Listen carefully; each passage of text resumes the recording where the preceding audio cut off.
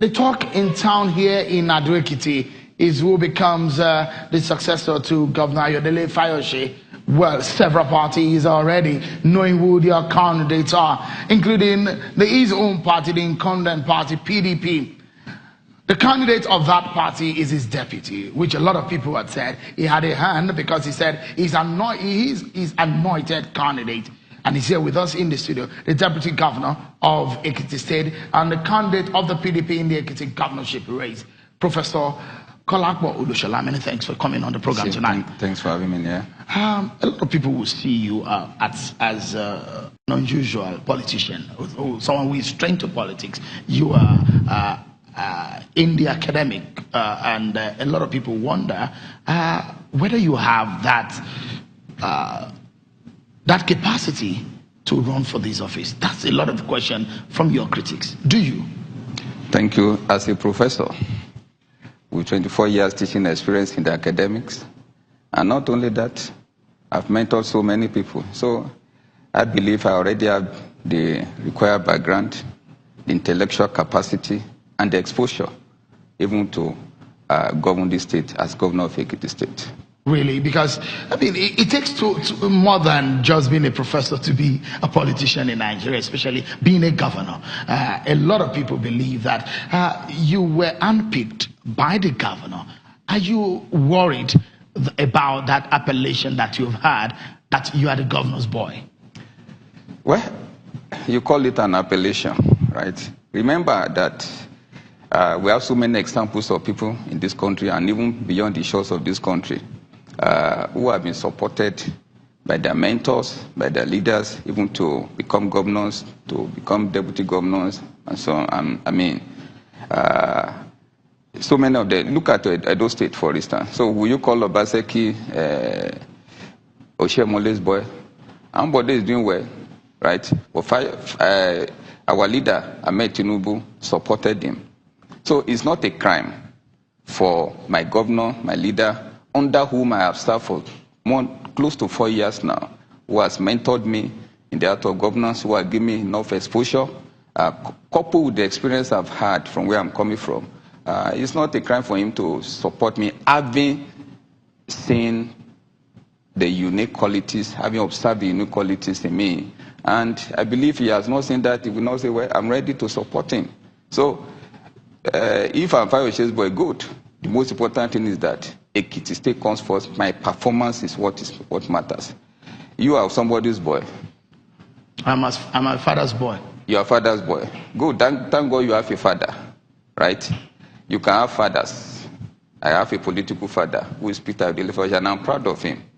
So, but remember, the issue at stake is Ekiti State. And don't forget that the buck stops at my table when I become governor. I have a name to protect. So it's not a crime, right, to have learned from somebody. It's not a crime to have been supported by your leader, by your governor. And let us watch and see whether this young man called Kolapo Olusola will perform as governor. Maybe before we talk about performance and getting into office, is the order of winning the race in the first place.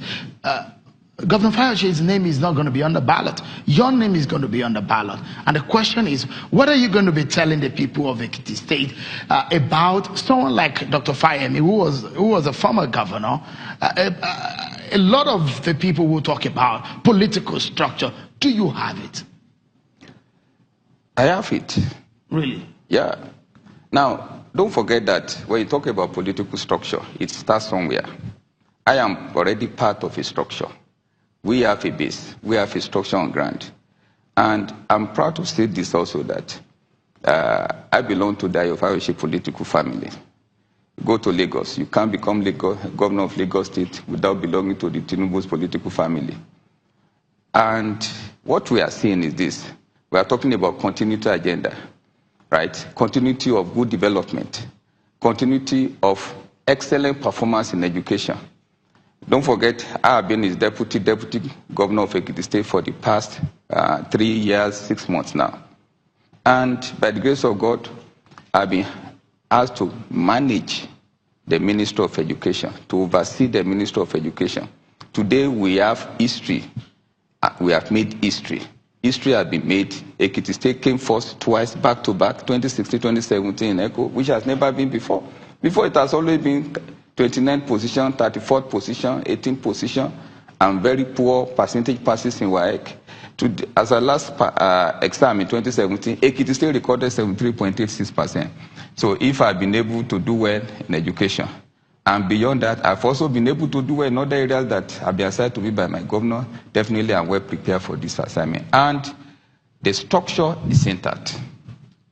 Are you weary of what happened in the primary? Someone like Dayo Adeyeye, the former minister, who left who says he's going to leave the party anyway, so he's aggrieved. He believed that primary was good in your favor against some of those people who have been in the party. Are you afraid that there might be consequence to this?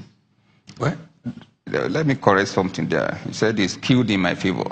Don't forget that even Prince Dayo Adeyeye observed and commented that the whole process is fair, free, transparent, and credible. And he said openly that he was satisfied with the process. But he didn't say exactly the following day. Well, you see, usually as a normal human being, as an average human being, when you lose out, you feel disenchanted. And I want to assure you that currently we are making moves also to reconcile, right? But that he was complaining even the next day, well, he's acting as a normal human being. So, and I want to assure you that there won't be any negative consequence. Really? Yeah. I mean, you know the influence of Prince Dayo Adeyeye, for example, the kind of compromise he gave in 2014, when in fact the former president Goodluck Jonathan weighed in on this matter. It was an open secret of how he silenced his own ambition for Governor Ayodele Fayose at the time. Those are the talks in your party at that time. And a lot of people say it's sheer betrayal. Even in your party, there are talks about that. And you think there won't be consequence? No, you see, it's good that you analyze what happened in 2014 critically.